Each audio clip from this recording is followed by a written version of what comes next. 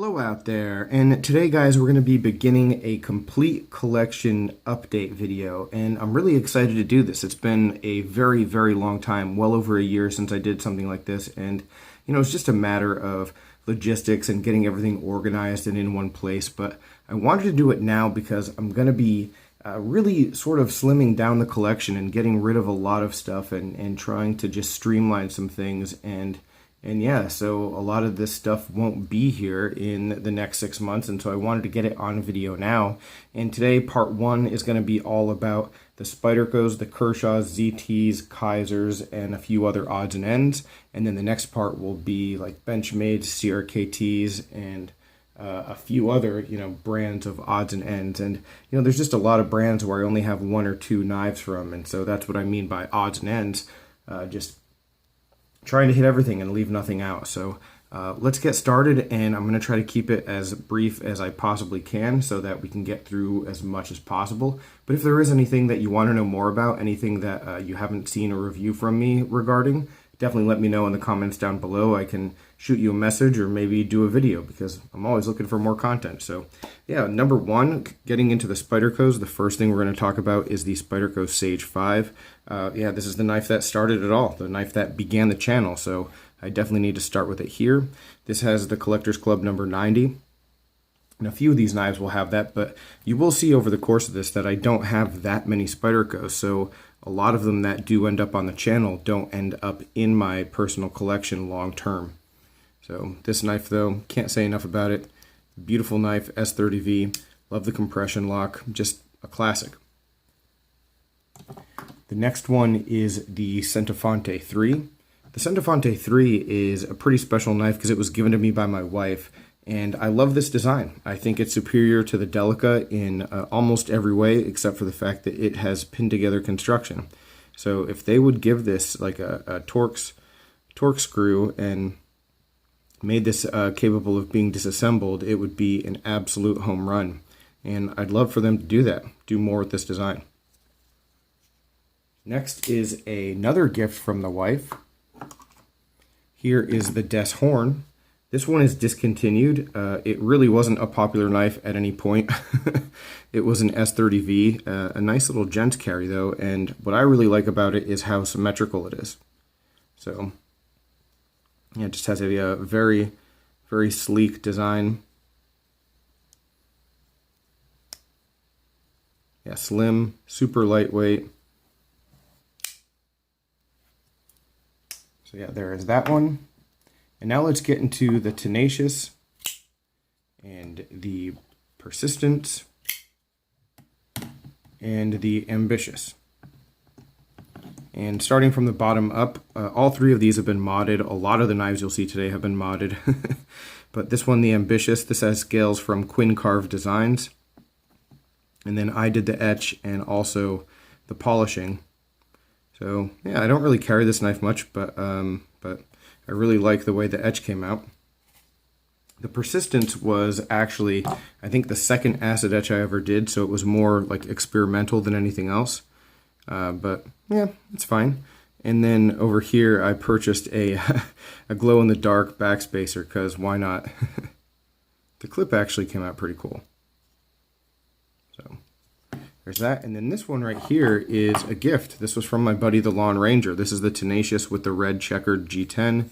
Really love this G10. And he did a copper wash on it, and this is not going to show up very well on camera. Every time we talk about this knife, he says that he didn't do a very good job. I think he did a great job, but it just isn't really as good as the stuff he's done since then. But it still is a very cool knife, and yeah, a very nice gesture by him. So this one stays on display at all times in my display cabinet right there. And that's pretty empty right now because basically everything is on the table. Alright, a couple more Spydercos. A couple small ones right here. These are two man bugs. And the one up top here is in Vitoku 2 steel. So this is a sprint run. You can see the edge is showing a lot of corrosion and wear. It's a little bit beat up. Need to work on that, but this one has been pretty heavily used. And then down here, this is the man bug with the H1 steel, so it has a different blade shape. And what's interesting about H1, and maybe you've seen it in other models before, let's see if I can get it focused, is that the lasering actually does catch some corrosion and rust, and so it ends up looking sort of crappy over time. The rest of the knife always looks fine, but yeah, I do get some like rust spots when I carry this in like salt water right there on that lasering. And so that's why it's like sort of looks sort of chippy, and that's just yeah, sort of an interesting aspect of it. But otherwise, this knife has been fantastic. So good one to always have at the beach. And then the next two are the paramilitaries. And it might surprise you with the number of them that I've had on the channel that there's only two of them in my collection. One PM2 and one Para 3. The PM2 is the Blade HQ exclusive Jade G10 with CPM M4. And that's in just about every video I do. And then this one right here is the Maximet blade with a blade swap. So this set of scales is from the S90V and carbon fiber sprint run. So this one has the Lynch clip. I like the Lynch deep carry pocket clip. It does show wear pretty quickly. I don't dislike the stock clip though, and you know, on the PM2 I never changed it. Don't think I ever will. Not really a big deal. If a black one happens to just show up one day, you know, I'll probably swap it out and put it on, but for the most part, I don't really worry about stuff like that. You know, in another model that's probably my favorite Spyderco still, that people always get aftermarket clips for is the Domino. And I don't have one on that either. So here's my Domino. XHP is the steel. This is just a fantastic knife. You know, I say it all the time, if I could only keep one knife, it would be this one. It's just an absolute beauty. Never had any problems with flipping action with it. Really wonderful in the hand. So yeah, just a really great design that shouldn't have been discontinued. Two more Spydies, and these are both from 2019. New releases. So up top we have the Smock, and here is the Coochy. The Coochy was a surprise. I was not planning on keeping this knife. I wanted to get it for review, and then I got it in hand and I realized I had to keep it because I liked it that much. So this one is definitely a top 10 of the year. So you'll be seeing a lot more about this. It's just fun to use, and it doesn't look like it would be really that good in the hand to use, but it's fantastic. The only thing I don't love about it is this hole. So, and then the Smock down here, I do have some aftermarket hardware from Blades We Love, sort of pimped it out just a little bit. I have the blue titanium for the body screws, and then a bronze, or gold, I guess, for the standoffs, the lanyard tube, and then the lock button. And I am going to be doing a follow-up video about this knife soon where I talk about an aftermarket clip as well, so stay tuned for that. I do have an aftermarket clip, and I'll let you know how that is and what mods I'm actually doing to that. And I have one more Spyderco, but I do have to get up and get it. So here it is. It's the Spyderco Pingo. This one is discontinued as well. This one was modded by my buddy Nick Maffei. He put a Benchmade thumb stud in it to make this easier to open one hand, and he also did a Rit dye fade, and just a beautiful orange to red Rit dye fade. So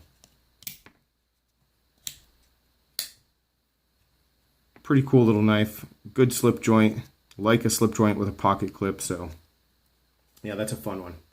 All right, we're gonna have to speed up a little bit. Now we're gonna get into the Kershaws, and let's start with the leaks. So I have a few Kershaw leaks.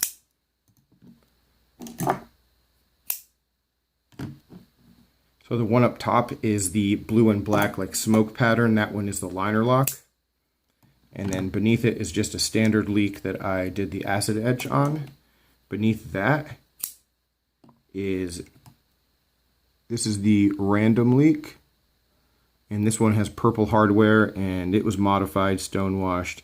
I did a few things to this knife. This one's an S30V and was a blemished one.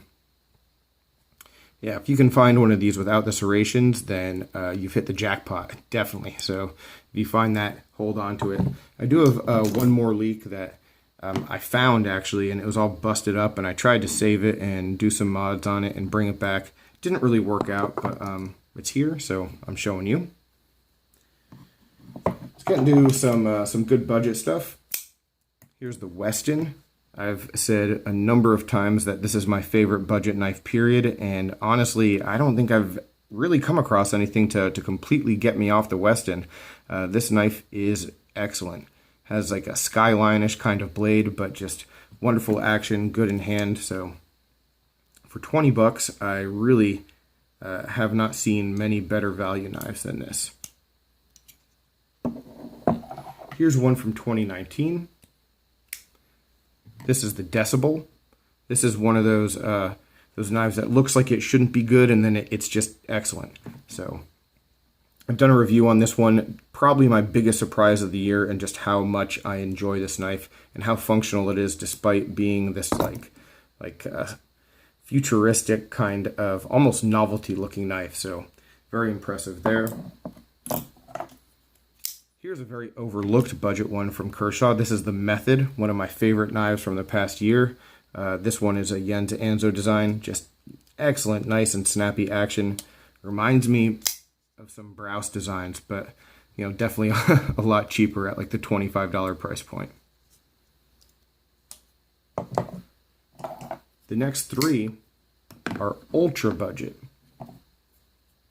Chill, Injection, which is super dirty and needs to be cleaned. And then this is the Thistle. So these three knives are all like $15 knives or cheaper, and they're all wonderful. They're all wonderful. 8CR, sure, but whenever I talk about like a Kershaw, budget knife just like irritating me by not being built well, it's because knives like this are built well and they function. And so Kershaw can do it for less than 20 bucks. So if I'm going to pay $30, $35 for one of their knives, like I definitely expect it to be built well. And all three of these are just spot on. Man, we have still got a lot of Kershaws. All right. So next, here's a pretty special one. This is the Sapphire. This is a Ken Onion design. This has a titanium frame and AUS 8 blade steel. I think this was, made in Japan back when Kershaw was making knives in Japan. So just a really sweet model. Not that hard to find, but just still sort of rare. You don't see very many people like showing these off in collections, but yeah, they're available and they're out there. So it's pretty darn smooth too. So yeah, really dig this one. Great gents knife. Pocket clip could be deeper, but I mean, for a classic Kershaw, spot on. And here's another classic discontinued one. This is the original Speedsafe, the Random Task, a Ken Onion design. This one I got, and I was happy to cross it off the list because I wanted it for so long. And the problem that I have with it is, maybe you can see the hardware, it isn't really anything. It's just sort of circular. So nothing really works in there that I have, and the pocket clip is loose. The knife isn't loose, so I mean, it locks up really well, and that's great. Because I mean, it does have a different shaped pivot, but I can't really adjust anything else. And so, yeah, anyone has any suggestions with that, let me know. But otherwise, I mean, just a very, very neat piece. And 440V steel, you don't really see that anymore.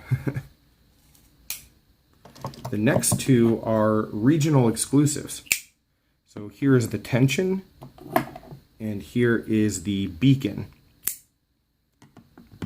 So these two knives are both like exclusive to, I think, certain dealers or like outdoor stores or something like that. And I think this one was Big 5, and we don't have that where I live, so I'd never seen a Beacon until I picked it up. And then the Tension, I don't know where that was exclusive to, but But yeah, these are both very decent knives, very decent budget knives. So I really like the beacon, actually. It reminds me of the old like Kershaw Salvo, like a budget version of that. And then this one is really similar to like the half-ton, three-quarter-ton series, but a very big version of it, and sort of a competitor to the a competitor to the Tenacious ACR 13 MOV, big G10 handle scales, similar kind of size. So yeah, really nice hollow grind on this too. I mean, you can see just like the way the grind dictates the shape and the lines of the knife. It's pretty cool. All right, a couple more modded knives, and then we'll be almost through with the Kershaws. Actually, here's a snap-on Kershaw real quick. Yeah, this is the half-ton, I believe, another gift from my buddy the Lone Ranger. And no, actually, I just found a bunch more Kershaws, so we're not quite there yet. But here's some modded ones. Here is a Vapor 3 Ken Onion design.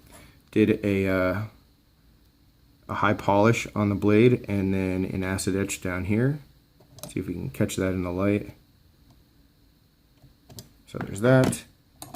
Another modded one is the Dimension. The Dimension was a special one because even though it's assisted opening, it is titanium frame. And it was like 40 something dollars, I think. Maybe it was more expensive when it came out, but yeah. Full titanium frame for a budget imported knife. So that's pretty cool. So there's that, and then a couple more mods. Here's the Frankenblur. This one is an S30V, USA made, and I got this knife a little bit beat up, so I just decided to make it more beat up. And I put more wear on the frame, on the aluminum here, and then on the clip, and then gave it like this worn, speckled kind of acid etch that just looks dirty and unfinished. And I think it has a little bit of appeal, but I don't know, it's just a little bit odd too. I got some blue standoffs for it from Blades We Love, so made it look intentional, at least in that regard. But yeah, just really a collection piece at this point. And then the last mod, I think, for Kershaws is the strobe. The strobe is another discontinued one. This one has, well, it did have overlays, like Zytel kind of overlays, but I took those off and just really experimented with this, and experimented with a whole bunch of different kinds of etches and ano and all that good stuff. So interesting result, to say the least. All right, and then the last couple Kershaws finally. Here is the Copper Natrix. So this one, I think it's an excellent knife. I've had zero issues with it. I know a lot of people have had problems with theirs, but this one has been great for me. I love just continually messing with this finish and making it my own. The patina is just fun to constantly just work on and do stuff too. Its big brother is the Bare Knuckle. Really wonderful knife from Kershaw, USA made, 14C28N. Really fair price point. Really reminiscent of some of like the USA made Kershaws from like the late 90s, well maybe later than that, like early 2000s maybe. I don't know. Just sort of harkens back to those times. So excellent model there. And then last but not least with the Kershaws, well, I keep finding more, I'm sorry. Here's the Dividend. I've had just about every Dividend that's been available. This one, though, has a special clip. This one is from the Malt or the Hops. I think this one came off the Kershaw Hops, a little one. And yeah, so I took this clip, gave it a little pop of blue, why not? But this one is staying in my collection, definitely. Always good to have a Dividend. And then, yeah, here's the one I just found. Here's the Echelon. The Echelon is just a fantastic blade shape for a production knife. You know, this looks like something you'd see on a custom. It looks like something that you wouldn't be able to get, you know, at a decent price. And these were pretty reasonable when they came out. USA made, also 14C28N, Jade Green G10 before that was even really a thing. you know, and just look at that blade. There aren't very many knives like it. So, a good one to have. And last, finally, not least, with the Kershaws, here is the Ken Onion and Frank Centofanti signature series with just a massive blemish. You can see the signatures are supposed to be stamped on the knife, and it's just completely crooked, and so is the Kershaw logo up here. On the other side, just for comparison, here's the Ken Onion signature. You can see that's correct. Here, it just stamped all wonky. So, just an excellent conversation piece. Oh man, alright. We're going to stay under 25 minutes. That's the goal. Let's get into ZTs. I only have 3 of them. We're going to start with the Hinderers. So the 393. And then the... this is the 762, I believe. 562. 762. Wow. So this is the 562 and the 0393. And what's funny is the first time I handled the 562, I knew I wanted it. I knew I was just in love with the design. And before I got this one, I got the 393. And now that I have them both, I think I actually prefer the 393. Call me crazy, guys. But I just really like this knife in hand. And yeah, both of them have 20 CV steel. There's a lot of different variations, though, for both of these knives. So you can find them in different steels, but yeah, I think if I had to pick one to keep, it would probably be the 393, believe it or not. The last ZT is the 0770CF. This one is one of like the grandparents of the bare knuckle and the whole Nate Ryx line, and this one descends from the 0777, which was, I think, the originator of this this blade shape and this overall design. But this was a gift from my wife, Elmax Steel on this one. Fantastic knife, probably my favorite assisted opening knife, period, that I own. So, all right, let's try to push through some Kaisers. I have 4 Kaisers in the collection. 1 Vanguard, this one is called the Dukes, and the Dukes is fantastic. One of the best knives I have in the collection, bottom line. Just an excellent EDC. A lot of people don't like VG10 steel, whatever, it's worth it. Action is great, it's super light, gent carry if you need it to be, but also like everything you need in an EDC, so love it. And then here is the Wakulla, probably one of the least popular Kaisers of all time. I really like it because I love the designer. Steve Jernigan is just a personal favorite of mine, a great guy. I met him, a big fan of his. He's also from Florida, and this knife, the Wakulla, was named after a body of water that is near where I'm from. So I have a lot of familiarity with that. Definitely have this for sentimental reasons. The next 2 are probably 2 of the 3 or 4 best knives to use in my collection. Here is the Kaiser Rogue S35VN, Dirk Pinkerton design. As far as Wharncliffes go, I can't really think of a better one. Yeah, that's it. And I love a good Wharncliffe. So, not really on bearings, not a flipper, not just like ridiculous action, but it's exactly what you need. So, there's that. And then I have the Porto. Not sure why this one was discontinued, but man, can't say enough good things about this one either.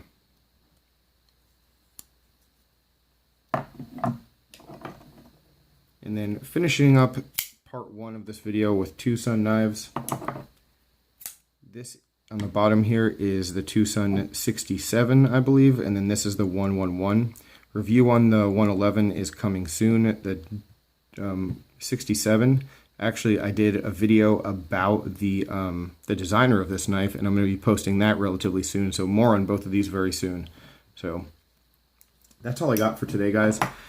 25 minutes is a long time. I will definitely be making a part 2. Hopefully not a part 3, but we'll see how it goes. So any questions, comments, complaints, suggestions, let me know what you think and which ones of these you're most interested in. But I appreciate you watching. Have a good one.